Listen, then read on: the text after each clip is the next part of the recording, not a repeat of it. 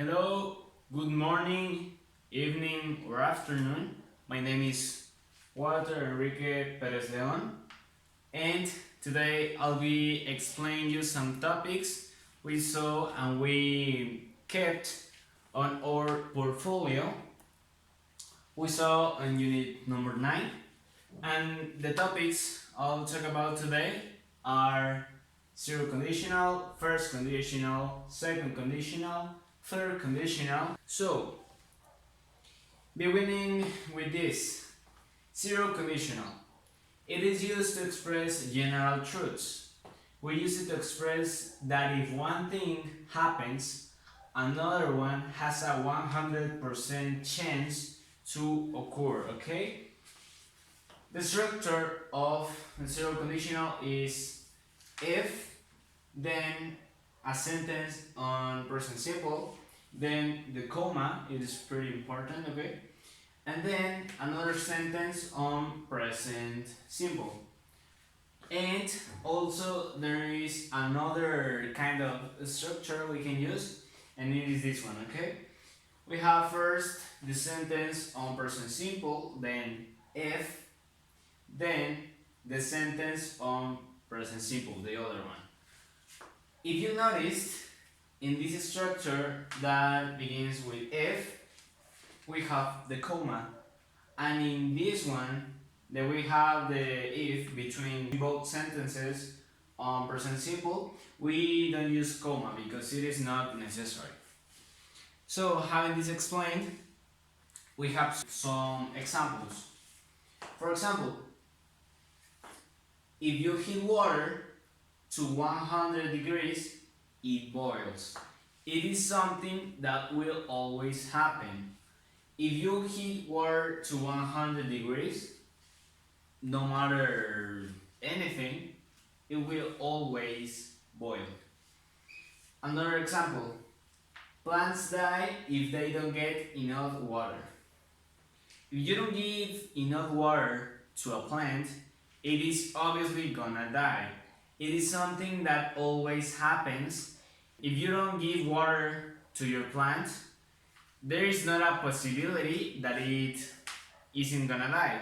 It is gonna die if you don't give it water, okay? If you mix red and blue, you get purple. This is another obvious example because it is something that will always happen. Always that you mix red and blue color, you will always get the purple, okay? It is something that always happens. Then we have the first conditional. And we use the first conditional for possibilities. It is used to express possibilities on the future. We use it to say that if a condition happens, another thing may happen. It has some chance to happen, okay? It has not a 100% of chance to happen. The structure of this one is pretty similar to the one of the zero conditional. We have first the if, then we have a sentence on present simple, then we have a comma, and then we have a sentence on future will. And another kind of structure like the zero conditional, there are both. We have first the sentence on future will, then the if, and then the sentence on present simple. And here are some examples. We have, if we leave now, we may get there by 2. This means that, for example, we are in a town and we want to get to the city. If we leave now from the town to the city, we may get to the city at 2 p.m. in this case. It is something that may happen. I mean, we can get there by 2, or maybe we can get there by 3, by 4, by 1 p.m. Or maybe we can just not get there because we're gonna stay. You know, it is a possibility. It is not something that has a 100% of chance to happen.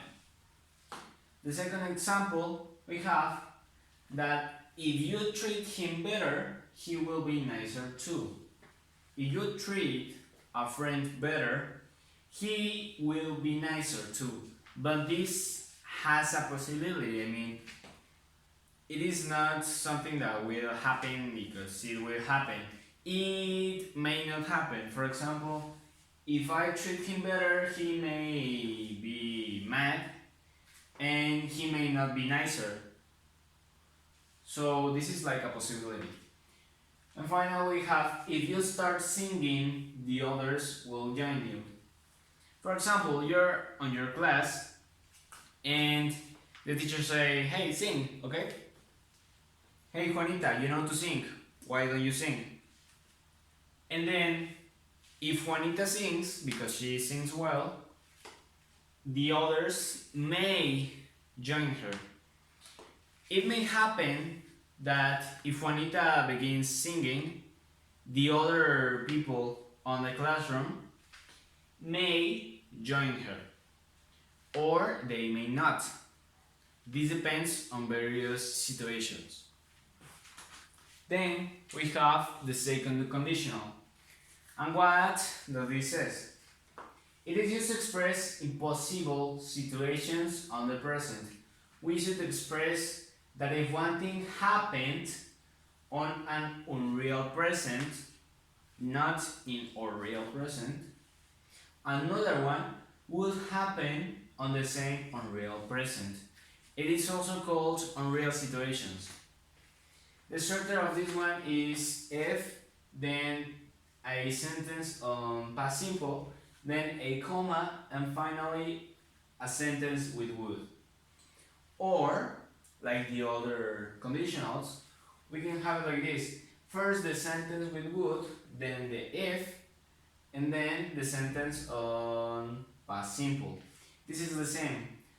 Here has comma, here has not. And here we have the examples. If I were taller, she would like me. I am not very tall, okay?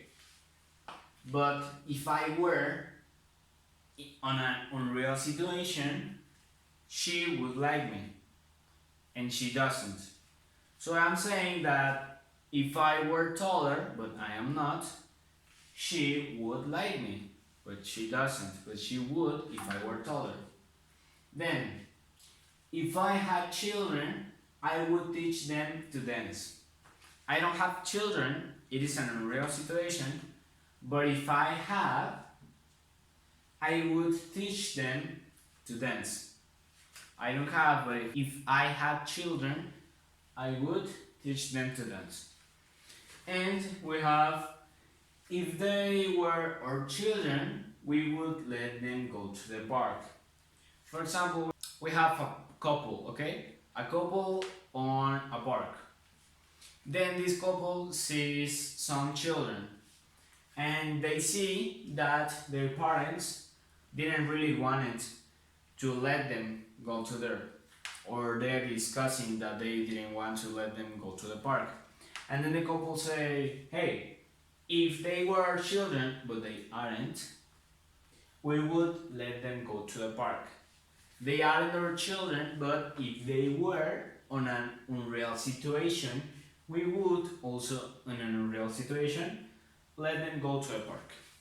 Then we have the third conditional. The third conditional is used to express an unreal consequence on the real past, and it is commonly used to regret about something. It is very common to use it like when you want to regret.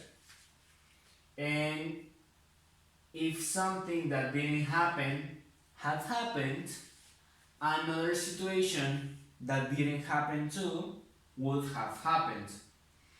The structure of this one is this.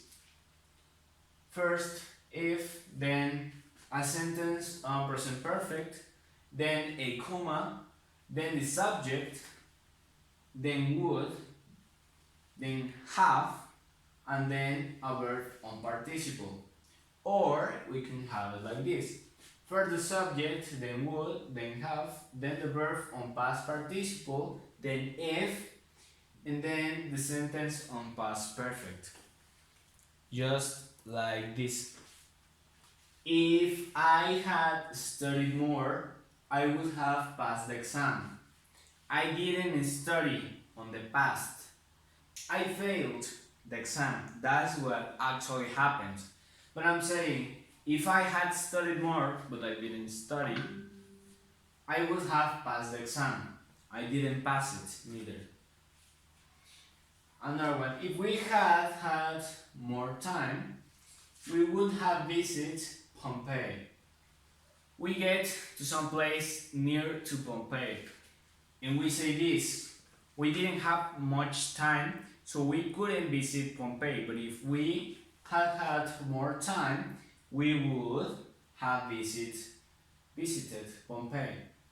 And the last one, if I had won the lottery, I didn't want it, but if I have, I would have traveled around the world.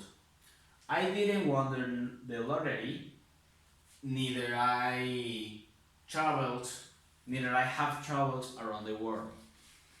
But if I had won the lottery, thing that I didn't do, I would have traveled around the world. And here are some examples that are on this slide. If you want to check them, analyze them, here we have other some. And that's it. Thank you very much. This is all about all the conditionals, and thank you.